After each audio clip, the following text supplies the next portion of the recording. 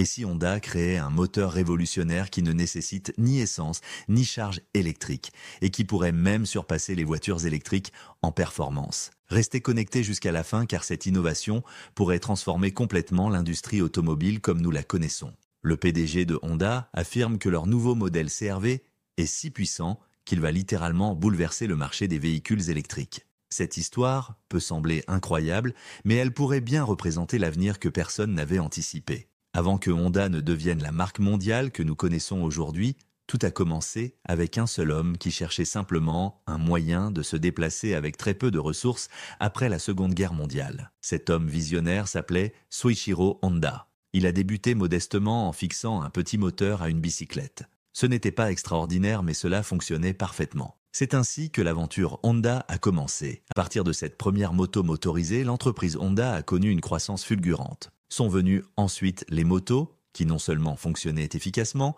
mais qui ont également dominé le marché. Lorsque les motos Honda ont commencé à remporter des compétitions et à établir de nouveaux records de performance, elles ont démontré au monde entier que le Japon était capable de fabriquer des machines aussi puissantes que celles produites en Occident. Puis Honda s'est lancé dans la fabrication automobile. Honda ne se contentait pas de produire des voitures ordinaires, l'entreprise concevait des moteurs qui semblaient presque vivants. Des moteurs faciles à entretenir, rapides et incroyablement fiables.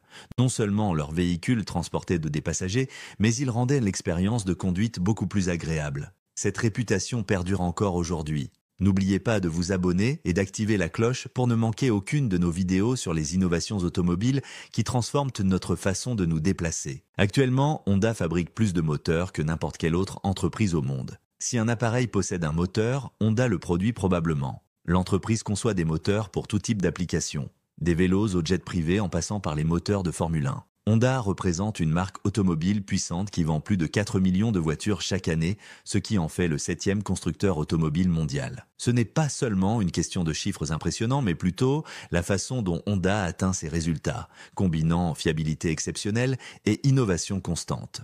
Prenons l'exemple de la Honda Accord qui est l'un des modèles les plus populaires de la marque. Honda a vendu plus de 161 000 Accord durant le seul premier semestre de 2017. Ce n'est pas une erreur, les consommateurs achètent des voitures Honda car ils savent qu'elles sont extrêmement fiables, qu'il s'agisse de leur première voiture ou de leur 5e. La force de Honda ne se limite pas à la production de véhicules durables. L'entreprise a toujours su regarder vers l'avenir avec ambition. Honda a constamment été à l'avant-garde de la technologie automobile. Du moteur CVCC révolutionnaire qui a respecté les normes d'émissions strictes des États-Unis dans les années 1970 au système VTEC, qui permettait aux petits moteurs de fonctionner avec la puissance des plus grands, l'entreprise n'a jamais cessé d'innover. Honda a également été parmi les premiers à présenter une voiture hybride sur le marché américain. Ils ont démontré à tous que respecter l'environnement n'était pas nécessairement synonyme d'ennui au volant. Et maintenant, Honda propose une nouvelle innovation majeure. Mais cette fois, ce n'est pas un système hybride combinant électricité et essence. Ce n'est même pas un véhicule entièrement électrique.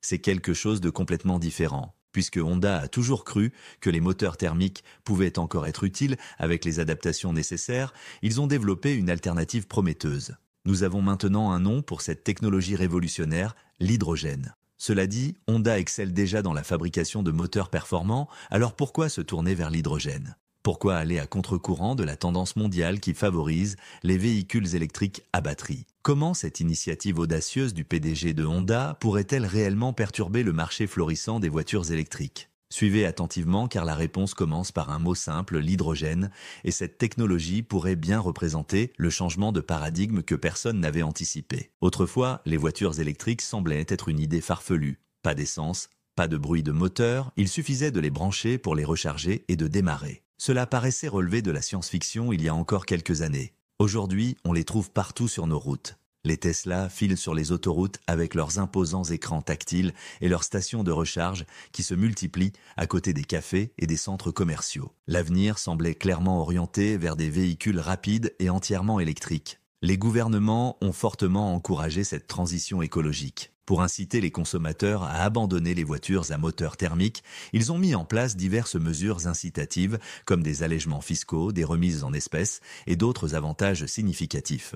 De nombreux pays ont même annoncé l'interdiction des moteurs à essence et diesel dans les 15 prochaines années. Les véhicules électriques ont connu un essor considérable grâce aux objectifs ambitieux de lutte contre le changement climatique. Soudainement, passer à l'électrique n'était plus simplement une tendance, mais est devenu la norme que chaque constructeur s'efforçait d'atteindre. De plus, les véhicules électriques ont considérablement évolué techniquement. Les batteries se sont nettement améliorées et se rechargent désormais plus rapidement. Quand l'idée d'une voiture silencieuse a cessé de paraître étrange, les consommateurs ont fait la queue pour en acquérir une. Aujourd'hui, de Ford à Hyundai, tous les constructeurs lancent des modèles électriques comme s'il s'agissait de nouveaux smartphones. Tesla a ouvert la voie, mais on ne parle pas assez de ce changement aussi brillant que discret qui présente également certains inconvénients. Il y a également l'anxiété liée à l'autonomie. La question récurrente « ai-je assez de charge pour rentrer chez moi ?» préoccupe constamment les conducteurs de véhicules électriques. C'est vrai que la vitesse à laquelle les véhicules électriques s'améliorent est impressionnante, mais cela ne résout pas tous les problèmes. Les longs trajets peuvent rester problématiques, particulièrement dans les régions où les infrastructures de recharge sont peu développées. Le coût représente un autre facteur à considérer sérieusement. Les véhicules électriques demeurent onéreux même avec les avantages fiscaux proposés. Même si l'électricité semble relativement bon marché pour le moment, les prix pourraient augmenter si un grand nombre de personnes se mettent à recharger simultanément leurs véhicules. Les véhicules électriques apparaissent comme la solution idéale, mais ils présentent néanmoins certains inconvénients non négligeables. La situation devient plus complexe à mesure qu'on l'analyse en profondeur. Il ne s'agit pas simplement de passer à l'électrique. L'objectif fondamental est de trouver une solution véritablement propre et efficace qui ne déplace pas simplement le problème environnemental ailleurs. C'est précisément là que Honda intervient avec sa vision alternative. Au lieu de se précipiter pour imiter la concurrence, Honda a choisi de quitter la voie principale des véhicules électriques pour emprunter un chemin différent. Une approche qui évite les longs temps de recharge, le gaspillage des batteries usagées et la dépendance aux métaux rares provenant de l'autre bout du monde. Ce n'est pas de l'électrique classique, ce n'est pas non plus de l'essence traditionnelle. C'est quelque chose d'intermédiaire, alimenté par l'élément le plus léger de l'univers, un carburant qui, une fois utilisé, se transforme simplement en eau pure. Honda est convaincu que cette technologie pourrait bien surpasser le marché des véhicules électriques à batterie car l'hydrogène représente une solution qui existait avant même qu'on en parle sérieusement. Honda a déjà fait face à ce genre de situation auparavant. Quelle est donc la vérité derrière cette initiative ? Tout a commencé avec un modèle révolutionnaire qui a fait sensation avant de disparaître mystérieusement. Honda a lancé en 2015 un véhicule qui semblait tout droit sorti du futur. Il ne fonctionnait pas avec de l'essence conventionnelle. Il ne se rechargeait pas non plus comme une voiture électrique standard. À la place, il utilisait de l'hydrogène comme source d'énergie principale. La Honda Clarity Fuel Cell était le nom de ce véhicule innovant qui a été présenté pour la première fois au public lors du prestigieux salon de l'automobile de Tokyo. C'était la première voiture japonaise à hydrogène disponible à la vente commerciale et non seulement elle arborait un design futuriste, mais ses performances étaient également à la hauteur de son apparence avant-gardiste.